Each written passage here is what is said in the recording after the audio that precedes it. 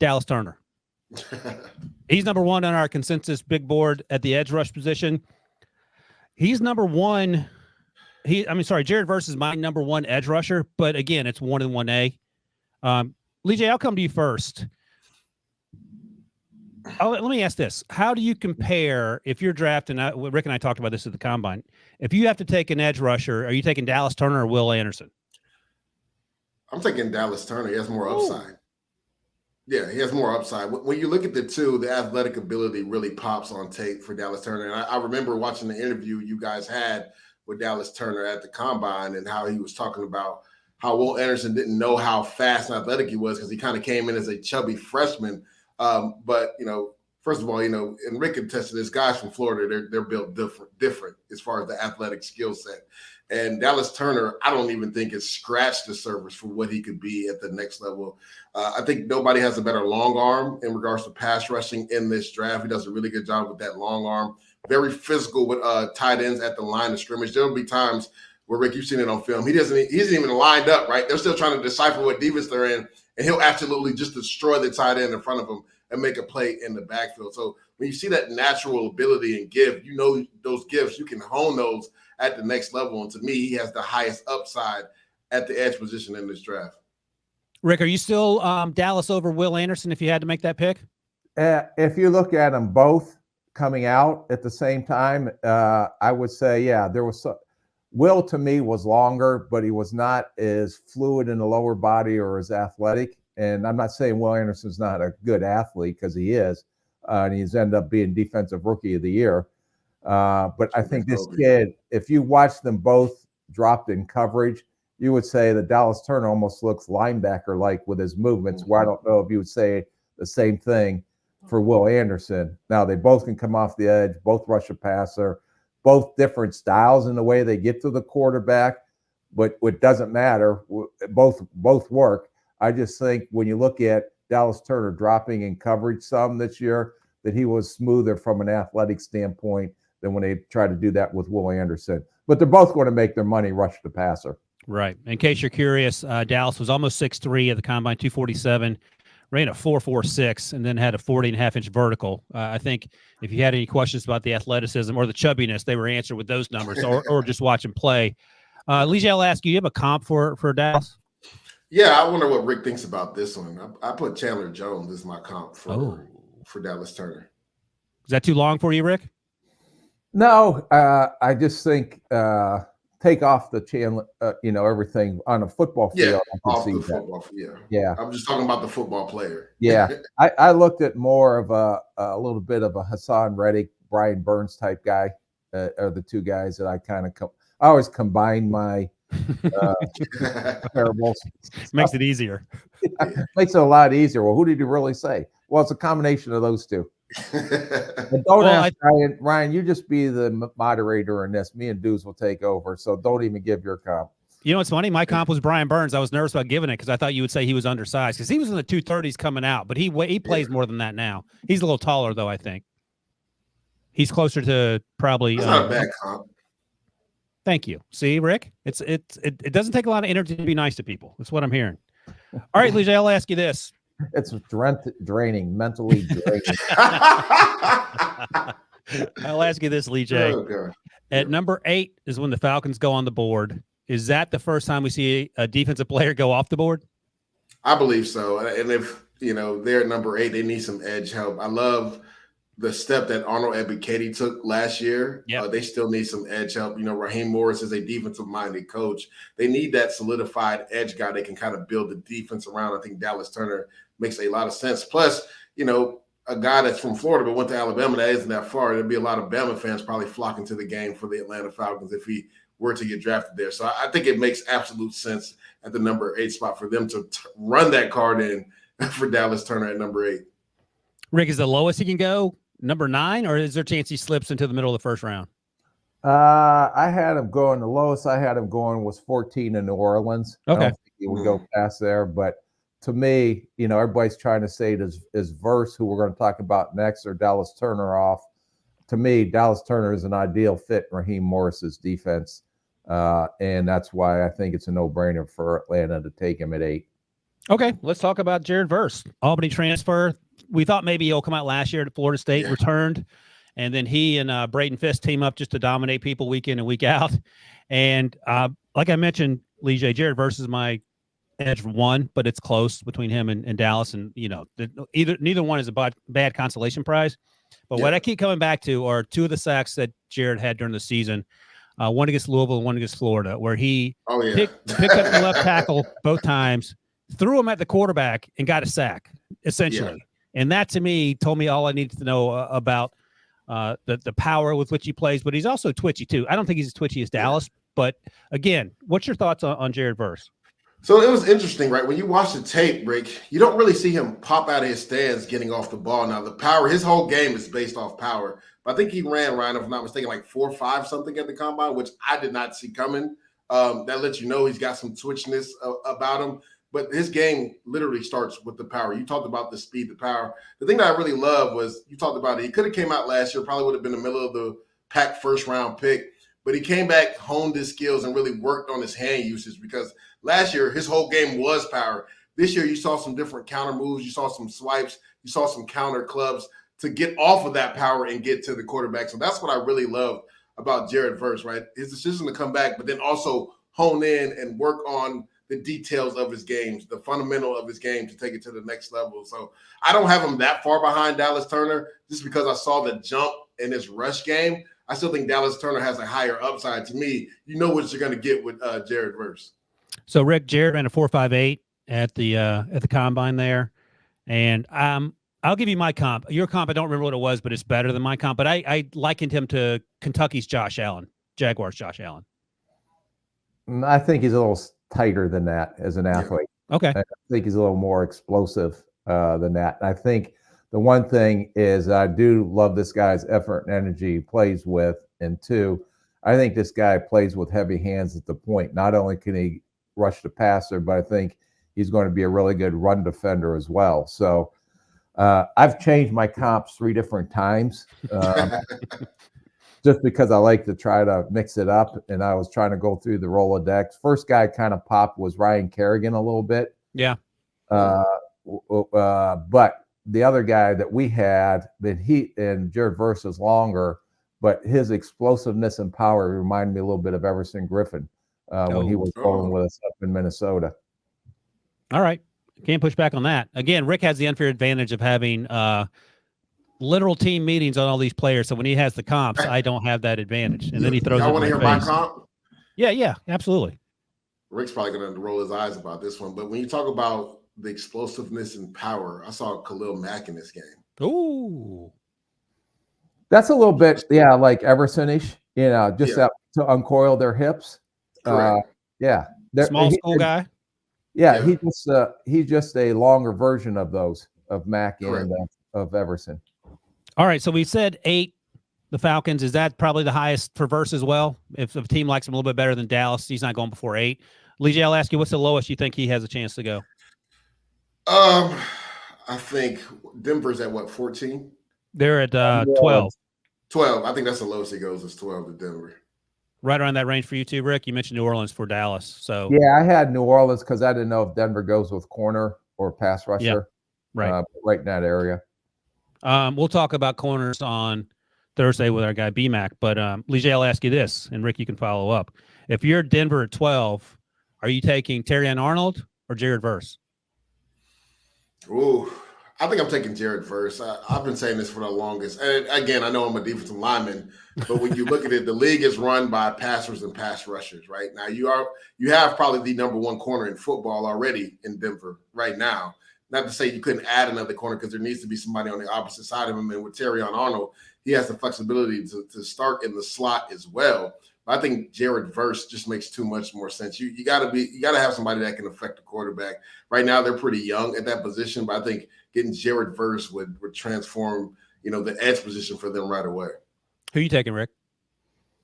Well, it depends on my board looks like. If I can swing back around and get another pass rusher potentially, because they have Browning and Cooper, I think, they can get after the quarterback a little bit when they're on the field. We got Bonita. Bonita's still there too. And Bonita, Yeah. they drafted it from Oklahoma, right? Oklahoma, In the yep. second round, I believe. So I just don't see any depth at corner after Surtain. So I would probably go with Arnold just to have two Alabama corners. I was gonna say, you can't ask him that, right? You know he's gonna go with the Alabama guy. Right.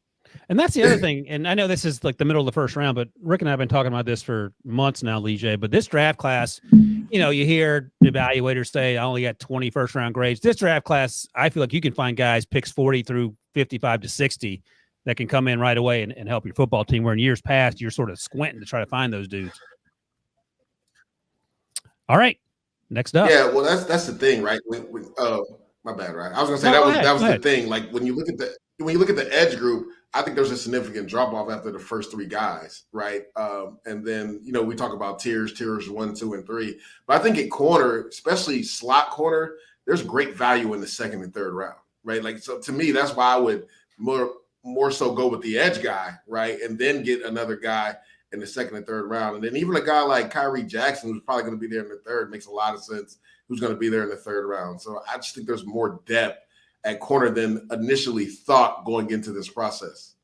Yeah, two of my favorites, Javon Bullard and Mikey Sanders, still are guys who are going to go on day 2. Correct. I was talking to some people. I heard Sanders still might go higher than a lot of people expect. I love him. I mean, I don't know if I would take him top 32, but I think he's going to go in the second round for sure. He may go higher. I heard. Can you stay on task there, moderator? All right, let's go. Rick's got his jacket on. He's got a lunch date. He's got his Olive Garden jacket on, Lee J. So we got to get through this thing. He's got a hot lunch date. All right, next up, Latu. Rick, I'll come to you first. We talked to him at the combine. He was a great kid. You thought he was a little nervous. I thought he handled himself pretty well either way. 6'4", almost 6'5", 259. Ran a 4.64. Competed at the Senior Bowl, which first 2 days of practice, he was dominant. The last day he had his leg wrapped, but he's obviously fine with that. My comp for him, just for giggles, Rick, someone you know quite well from high school, got Jermaine Johnson vibes from Latu. He may be a little twitchier than Jermaine. Rick says absolutely not. I think he's more efficient with his hands than Jermaine was coming out. And a little smoother in the hips. Yeah. All right. I love Jermaine, so. Yeah. All right, Rick, give me your comp, and then you can go in any direction you want with Latu. Yeah, I saw more Josh Allen in him because of the fluidity in his hips. Okay. And I saw that, to me, he is the best technician out of anyone we saw as far as hand use, and his ability to bend and dip through the edges of offensive tackles. I think he improved as a run blocker. I think, this guy is one of the top 3. I don't know how bad the neck has come out. We haven't heard anything from the combine as far as the physicals, if anyone failed him on a physical or not. But I think the guy, from a technician standpoint, we said this during the fall, that was a clinic in some of the tapes that I watched. Coastal Carolina, week 1, you called it a teaching tape. Yeah, I said I would put that and show every young kid how to rush a passer and how to use his hands technically the way he played against Coastal Carolina. So let me ask you this, Lee J. It all depends on the neck injury, of course. In these mock drafts that I do, not because I don't think he's healthy, just because there's such a run on so many other positions. I have Latu slipping into the 20s. How high do you think he'd possibly go? Now, again, we got to preface this by saying we assume Minnesota's going to package their picks to move up. But if they weren't, I would say the 11th spot makes a lot of sense for the Minnesota Vikings. Another spot, just looking at the draft board, that makes a lot of sense. The Rams, they need edge guy and defensive tackle. So I would even see 19 makes a lot of sense. I think the lowest he probably slips, I would say 26 to Tampa. Oh, Rick's on board with that. Yeah. Yeah. I mean, when you look at him, you talk about the medical ride. If it wasn't for that, he'd probably be my edge 2, maybe even 1. Because he's that efficient with his hand usage. Yeah. It's rare that you see a guy that polished coming out of college, where I'm not saying you don't have to coach him, but on third down, you're like, just go get him. Just like that's what he does. Go get him. I really love the battle between him and Talise Fuaga at the Senior Bowl. Them going back and forth was really good. And the thing about him, his motor, he just never stops with his hand. And Rick, there's good pass rushers never stop their feet, and they just have an arsenal of moves. And he just comes at you in waves. Like, he never stops. As soon as you think you have him blocked, he hits you with another counter. Like, again, if the medical wasn't a question, hey, he might be my edge number one. The thing that I'll say, Ryan, is that out of all these guys, I think it's a veteran pass rush plan, if that makes sense. Is that he knows how to set up an offensive tackle. If he's going to do this, he has a plan on how I'm going to get at him the next time and show him something different. Some guys just know speed to power, and that's what they're going to do and try to beat you every time. This guy actually, with his technique, I think he has a pass rush plan every time he's going against, and I think he used one move to set up another move that he's going to beat him with, if that makes sense. And by the way, if you have any questions about Caleb Williams being the first overall pick, go watch him navigate that last game of his career against UCLA when my goodness, that offensive line chose violence against Caleb by not blocking. And he was doing some things that very few people can do. And Latu was, that defense is pretty good at UCLA, led by Latu. And another guy we're going to talk about here that we talked about in the fall, Rick, his running mate, number 15, Gabe Murphy. Man, I'm a big Gabriel Murphy fan. Rick told me he hated him because I liked him. That's what I recorded. Well, I know we're going to talk about him later, but when you just look at film, Rick, I was confused as well. I don't think people understand how imposing Latu is on film, because he made Gabe Murphy look like he was 2 feet tall. But Gabe Murphy, if I'm not mistaken, is like 6'2", 6'3". Yeah, he's small, way smaller, but he's a going Jesse off the edge now. He's not going to be an every down player, but someone's going to look at him as a DPR because of his energy and effort that he plays with. Yep, 6'2", 247, ran a 4.68. Gabe Murphy did, and Rick doesn't hate him. I'm just giving you guys a hard time. You can go back and listen to the show. He actually liked him a little bit. All right, next up, Chop Robinson. And the issue with Chop, Lige, when we watched him in the fall, was how big was he going to be? He was plenty big when he got to the combine. And then the question becomes, can he keep that weight on, assuming he gained some weight? He was almost 6'3", 254, ran the 4.48, 34.5-inch vertical. I don't think there's anyone with a higher motor in college football with the way he played. He only had 4 sacks, but at the end of the day, sacks isn't the end-all, be-all. Yeah. He's number 4 on our list. Where are you on Chop Robinson, and do you think he is going to find himself in the first round? To me, he has the biggest boom or bust potential out of all these guys we're talking about in the top 5. You talked about his motor. I think he has elite get off, right? I don't think anybody is close in this draft in regards to getting off the football. Needs some work using his hands, right? And even at times that playing against the run needs some more fundamental and technique work. But the twitchiness is something you can't ignore. I think he bends naturally better than a lot of these guys on this list. But again, I think he has the biggest boom or burst because you don't see it consistently on film. And then also people talk about Latu's health. I mean, Robinson has had a health issue as well, staying on the field and staying healthy. So that's a big question mark going into this draft as well. I think that's a reason why a lot of people have him as the 4th or 5th end and why he might go to the back of the first round, even though you talked about all the things he can do in regards to the twitchiness, how hard he plays, right? Stuff that a lot of these other guys can't do. I just think his hands need a lot of work, right? If he can find the right coach to really mature his hand usage, you might have something really special in Chop Robinson late in the first round. Hey, Rick, what's your comp for Chop?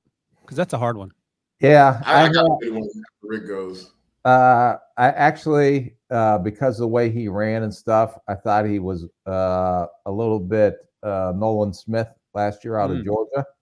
Pretty good. And then a little bit Byron Young from the Rams. Oh, okay. That actually is pretty good. Those undersized guys that to me are DPRs, designated pass rushers. I think you'd have a tough time holding up at the point for 17 games and being a full-time starter.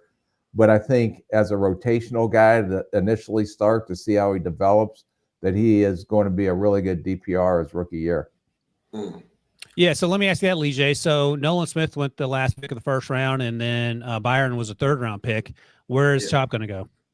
I think he's going to go back at the first. I think Buffalo Bills make a lot of sense. What do you think about this comparison, Rick? Vic Beasley. I could see that. I think Beasley was longer, a little leaner. He was a little bit longer, yeah. I think they're the same type of player. Yeah. And Beasley was able to get off the edge coming out of Clemson now. Now, he struggled against the run too. But I think Chop's a little bit thicker through his lower. and a little bit, like I said, just thicker overall. But this kid, like I agree, he may have the quickest first step out of anyone in this draft off the snap. Yeah. All right, let's move on to Darius Robinson, a guy that, man, he had a great season. I didn't find out about him until before the Senior Bowl when I was going back to watch those guys. He ran in the 4.9s. I think I do not care. Ligiel Askew is sort of a tweener as an edge rusher and a 3 technique. Number one, where are you playing him? Number two, where does he end up going? Does he find his way into the first round, do you think? Yeah, so this is the thing about him. You said he ran a 4.9, but he's also literally like 25 pounds heavier than everybody on this list. He's a tweener. He's a guy that can play on the inside and outside. And I think the thing that was interesting, right, was that he wasn't a defensive tackle until this senior season. They moved him to the edge this year. And then people worried, could he actually hold up against a double team at 3 technique? Well, he did just a fine job at the Senior Bowl doing that, because I think that was a question mark going into it. Can pass rush on the interior now need some work on his hands on the outside, because everything is speed to power on the edge, but he has the ability to kick inside. So I think a team that makes a lot of sense to the Detroit Lions, right, to move him up and down the line of scrimmage, that team makes a lot of sense. They need some edge help as well. They've struggled at times against the run and the pass. So I think having a guy like him, who I know they have guys similar in Josh Pascal, but he really hasn't just taken that step that they really needed him to. I love Darius Robinson's game. I don't think anybody plays with more upper body violence in this draft than Darius Robinson. Just go on and turn on that Kansas State tape from the very first play of the game and see what he does. Like, he goes to work. Like, I love this kid's game. It's kind of a travesty that he's kind of grouped in with the edge guys, because as a D, if it was just a D-line group, he'd probably be the first or second guy taken off the board, a guy that's a tweener as far as just D-line play, a guy that can move up and down the line of scrimmage. But I think Detroit makes a lot of sense in this draft. Rick, what do you think in terms of where are you going to use him? Does Dallas make sense? And do you think he finds his way into round 1? If you have a comp, because that's sort of a tougher comp.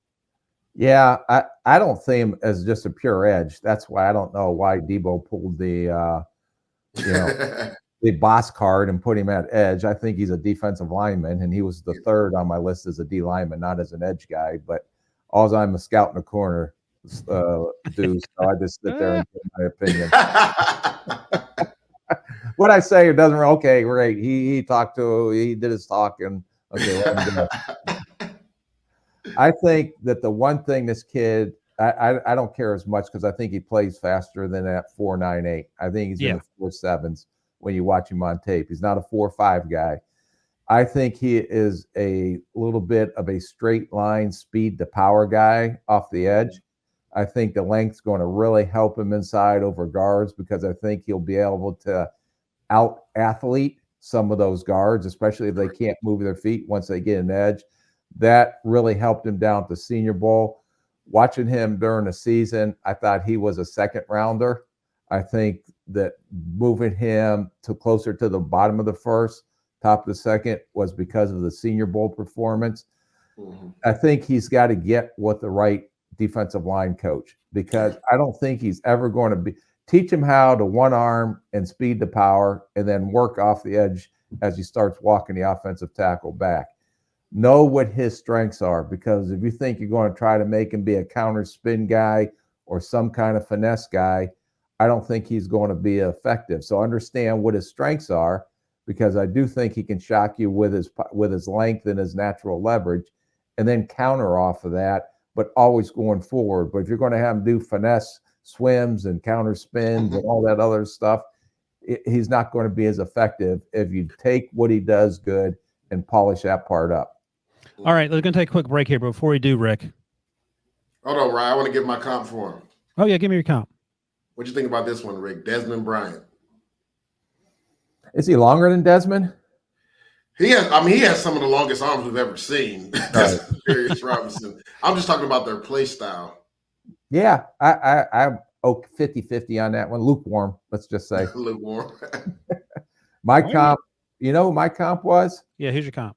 A little bit Keon White from Georgia Tech last year. Because Keon was heavier. I think Keon ran a little better, but he was straight. I think Darius is a better football player.